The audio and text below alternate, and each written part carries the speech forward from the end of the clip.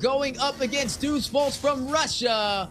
Who will be able to claim this series? Yeah, Brrq going out to give the vision here for Rrq Hoshi, knowing that Magister actually started off with that red buff. Maybe possibly just trying to be a menace here, or a nuisance rather, in the jungler here up against Deus Vult. Even Octa is here rotating towards them, but Kid Bomba though on the top side, a solo kill being picked up there by the Benedetta, by Banana here of Rrq Hoshi. But Brrq right now getting dealt with here by Sawo, being punished there for overextending. A quick response, 1-1 on the board, but man, not too often do you see a Ruby fall this early in the game. It's one of the most sustainable heroes, especially on a 1v1. I mean, a Ruby can 1v3 when teams try and dive her, just with the amount of CC she has available. Kid Bomba just kind of being a little too overly aggressive. Gotta put some respect on Banana with that Benedetta. I mean, he's a Benedetta main so far, at least for the game of futures, with how well he's been executing. But I will say, Kid Bomba, another up-and-coming prospect in the XP lane, can definitely give him a little bit of a challenge. But you are going to see the other death on the other side of the table. That is going to be Sawo, who did pick up the assist. The kill went to Magister. That is the jungle for the side of Deus Vult. She's going to put him a little bit ahead of Irad in terms of these rotations and farm. Oh, looking at the emblems here too for both sides. Rrq Hoshi, a lot of those quantum charges coming out from Banana and Brrq, just to have that extra mobility for their team. And Rrq right now, lots of pressure on the XP lanes. A thing that we've seen in other teams too. Pressure out the XP lanes so that they can have this really good position when it comes to these turtle fights. And we all know that the turtle fights, it's a tug of war between the two teams. Sawo does not have that ultimate just yet. Turtles at half HP, and it's actually going to be a reset here by both sides. 1-1 in the 2-minute mark. No one's still in the lead right now, but everyone is looking to take it in for themselves by at least taking in the first objective here, which is going to be the turtle. You know, and I kind of said I was favoring Deus Vult's draft, but honestly, I'm liking both sides. This may be the best drafting I've seen so far in Game of Futures 2024.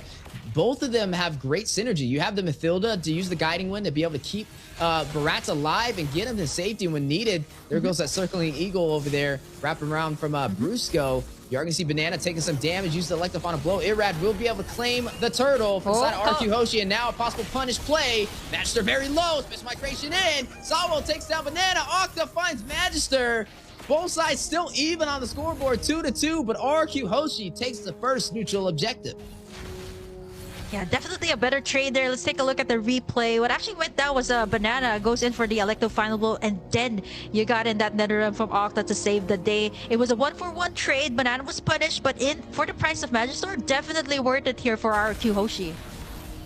Yeah, definitely worth it indeed, but it's still pretty even in terms of the economy. You're looking at Rrq Hoshi leading by about 700 gold. Keep in mind, this is one of the top regions in MLBB, Indonesia. Deus Vult definitely having a lot to prove here on how far they have came as a region from Russia, right? They placed 4th place inside of M5, taken down by Blacklist from the Philippines, but now gonna go ahead and show Indonesia what they're about. Rrq Hoshi looking stronger than ever though. With that first neutral objective, we'll go ahead and give them a massive XP boost and a good start for the early phase. Looking at the side laner, Skylar is going to be running this Nathan, going up against Hiko on this Claude. Both of them late game damage dealers, but definitely can hit very hard if both teams can scale. So I would say needing to kind of put some pressure in the gold lane would be a really good start for either side if they want to try and take advantage, at least for the early game, and have mid control. Yeah, there's a lot of potential here too for split pushes coming out from Rrq. They got the Benedetta. They also got in that Nathan. But there you go, Irad getting in Sunset Lover there. Nice setup there by Brrq to enable that play coming out from Rrq Hoshi. This is big, especially before the turtle fight.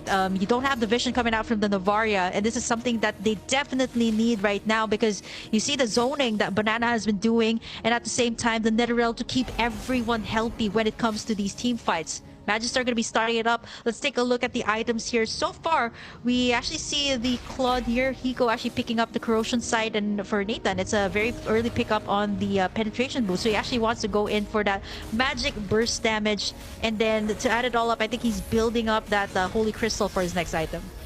Ooh, special migration with the knockup. Astro Echo going down from Sunset Lever, forcing out the Nether Realm. Everybody's still intact, though. Turtle does get reset. Both teams still fighting it out. Deus Vult connected. Irrad for the stun on the wall. Kid Bomba trapped. Gets petrified. Like a banana, but Kid Bomba able to get out in time. Big play. Huge evasive maneuver. And Kid Bomba able to sustain himself. Both teams still fight it out. Turtle at about 50% HP. You know, it's funny enough, when you see Mathilda grabbing up Irrad, I don't call it a drive-by. It's a flyby with how they can get the setup. With Banana, we'll find Magister over there, gets one, and another Turtle going to Rrq Hoshi, and now leading by 2 kills. Irrad, though, out of position, may need to get back.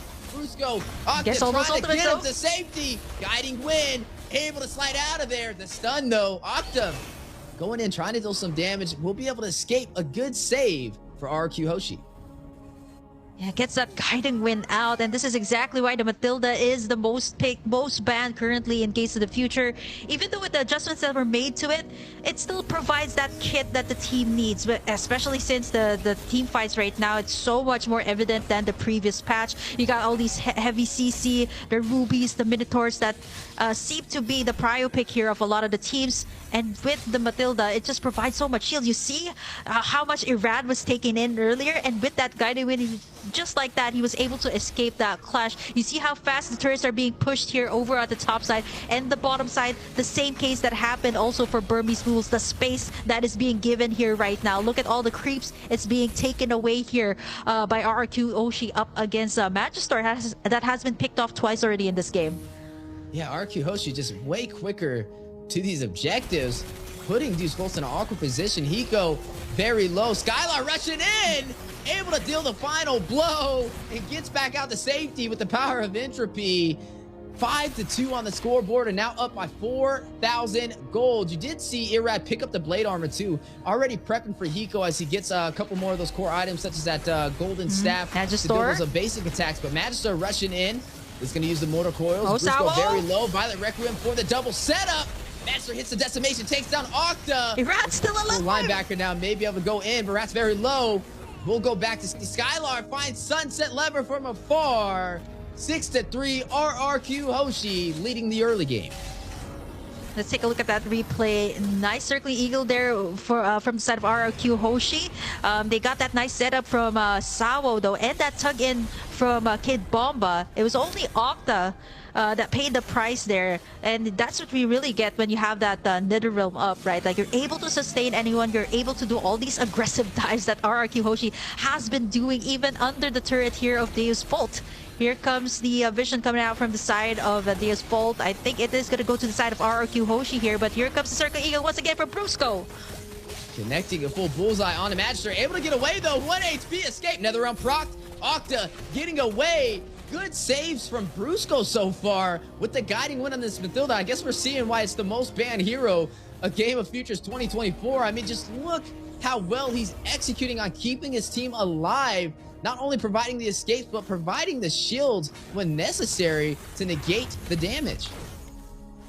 Wow, look at the gold here of Banana, 6,370. A whole lot more than what Kid Bomba has, who's standing at the 4,399. I mean, even the Matilda here has so much more gold. And look at this, ongoing fights all across the board. Sawo unable to get that setup, but Irrad's taking up a lot of the damage this time, not able to get out the Blazing Duet to clear out the waves. And that is going to be the Irrad for the price of taking in the turrets here. It is still going to be Deus Vult finding something out of that one.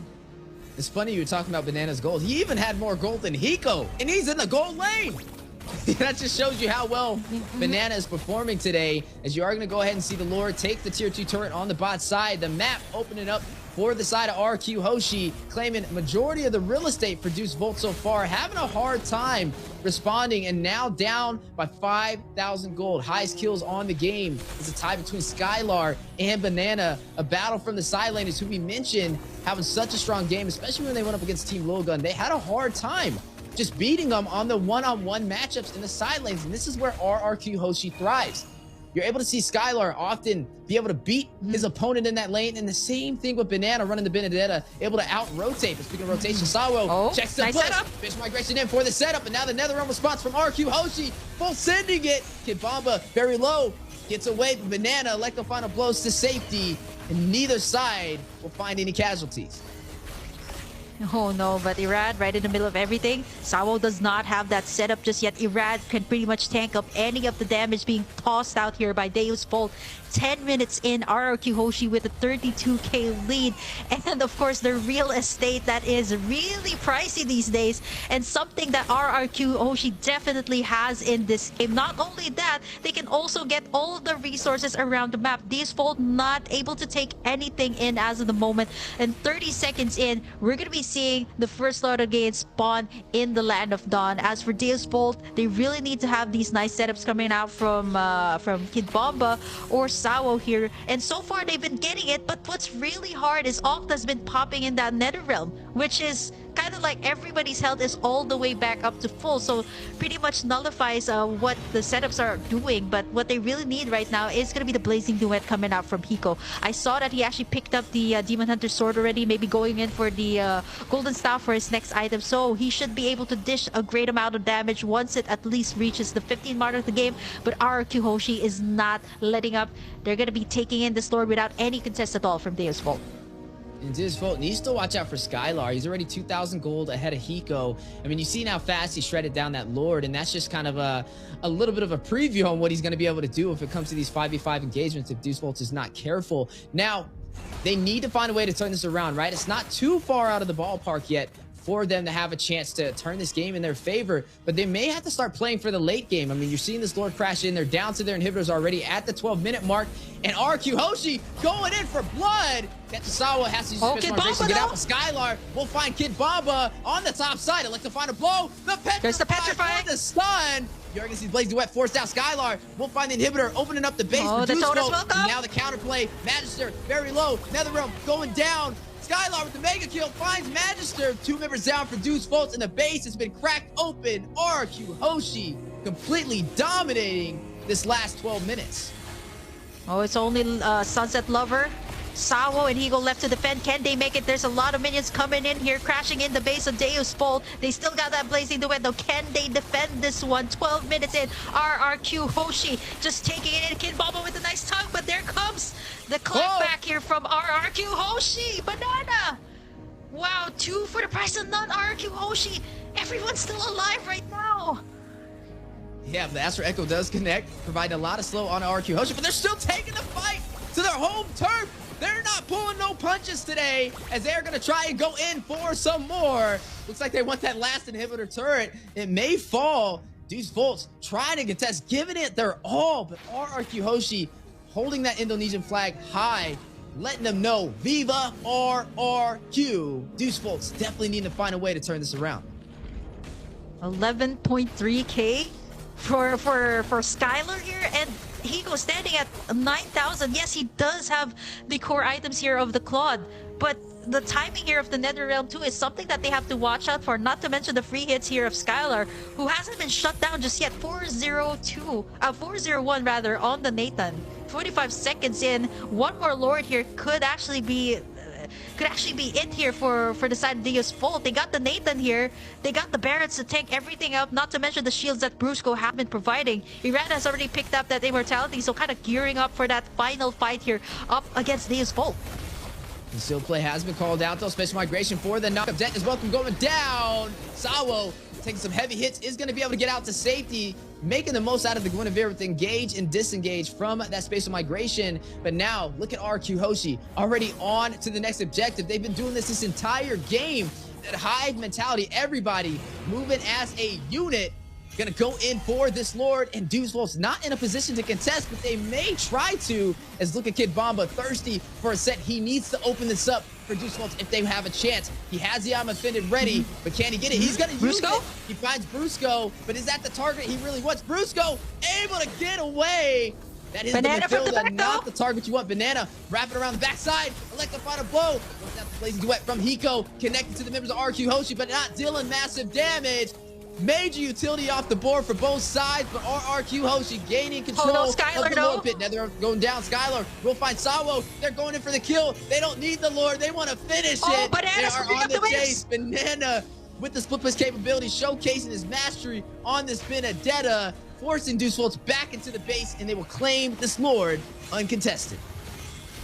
You see how Rrq Hoshi was just baiting out all of those ultimates, baiting those purifies from the side of Deus Vult, so they don't have anything. Once they headed to the Lord fight, it was a free Lord for Rrq. Banana even cleared out that wave on the mid side just to make sure that the minion waves will go to the side of Deus Vult, pressuring them to go back to their base. 15 minutes in, 50,000 for the side of Rrq Hoshi. It's almost an 11k lead for the Kingdom, and they're looking to take in this first game up against Deus Vult. Here comes the Lord. 50-minute marks the enhanced Lord for the side of Rrq Hoshi. The only thing here for Deus Vult to do is to have that setup, but right now the mobility, the shields that is being provided here by Brusco is not something that they can easily deal with. Here comes this setup from the side of Sawo, but Brusco comes in with a clapback. Yeah, Astro Echo will connect too as well. Forcing out the Nether Realm. Octa gets killed. Skylar finds Cywolf. You're going to go ahead and see the Blazing Duet go down. Lord almost burnt it out of the game, but makes his way to the base. Crystal, 50%. Octa gets a double. Takes out Kid Bamba. 10%. Skylar finds Hiko, and down goes the base. Viva Rrq takes game 1.